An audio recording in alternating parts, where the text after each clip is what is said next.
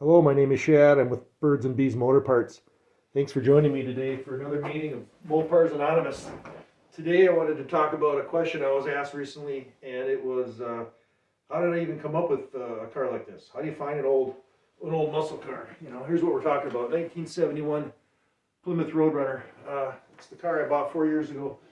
And yeah, I mean, how do you come up with a car like that? Where do you find something like that? It's not like they're just sitting around.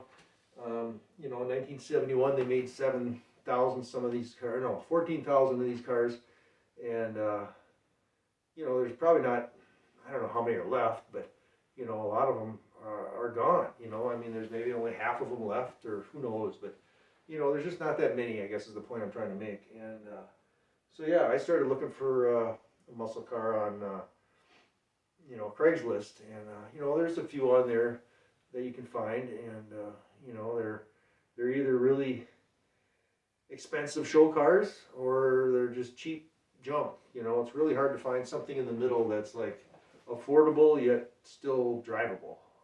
So I guess that's what I was looking for, was something that I could obviously drive and enjoy, but still not so expensive. I mean, some of these cars, I mean, they're like 40, 50, $60,000, and that's just way out of my price range. And I mean, the really nice ones are even more than that. So, I mean, I had to keep it, a little bit more reasonable. So, Craigslist was helpful, but I didn't really find what I was looking for there. And then I think the next spot I looked was just Googling online and finding dealerships. And again, I mean, the dealerships are selling really nice, expensive ones. I mean, they were like, man, $60,000, $70,000 for these cars.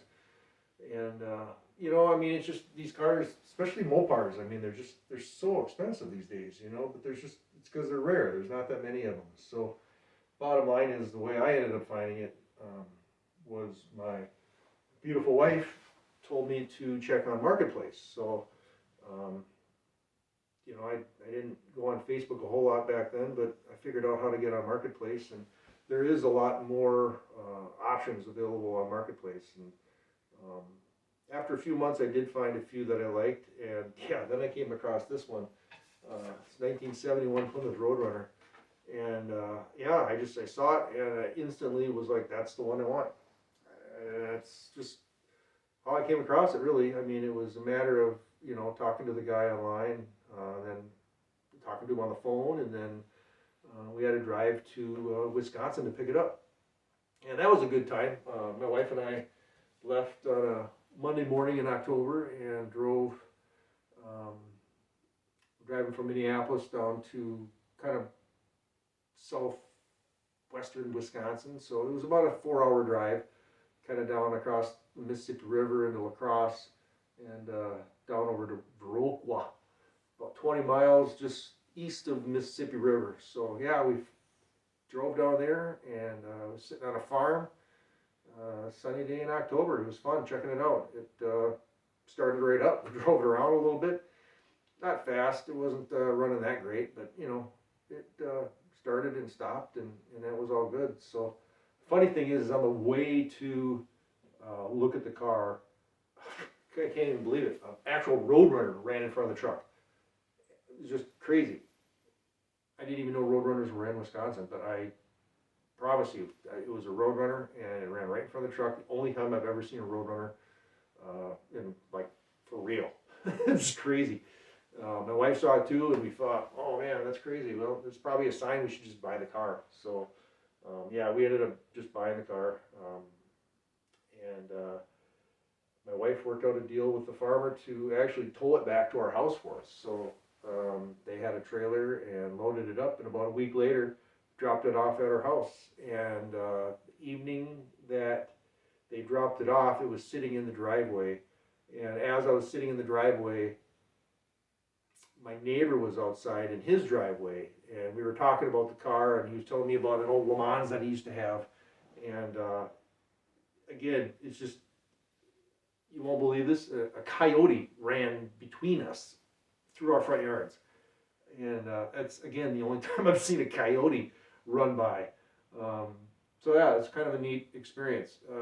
It's kind of the kind of thing that I don't think anybody would even believe me, but it did happen, and I just thought I'd share that experience because it was a pretty good start to having a pretty cool car. So yeah, it was basically probably about 6 months of research online and looking at different ways of looking for cars, and 4-hour trip to look at it, 4-hour trip home, and then yeah, we paid the farmer I think $300 to drive it back for us. So yeah, it worked out real good. It was a good time. So anyone looking for an old muscle car, that's what I would recommend, is going on Marketplace and just keep looking and figure out your budget and what you can afford. And you know, there's something out there for everybody. I mean, you know, these cars, you can't get a whole lot for under 10 grand, but you know, if you can start from there and work your way up, you know, parts are expensive too, so they're not cheap, but it's a fun hobby, and you know, someday I'll pass it on to my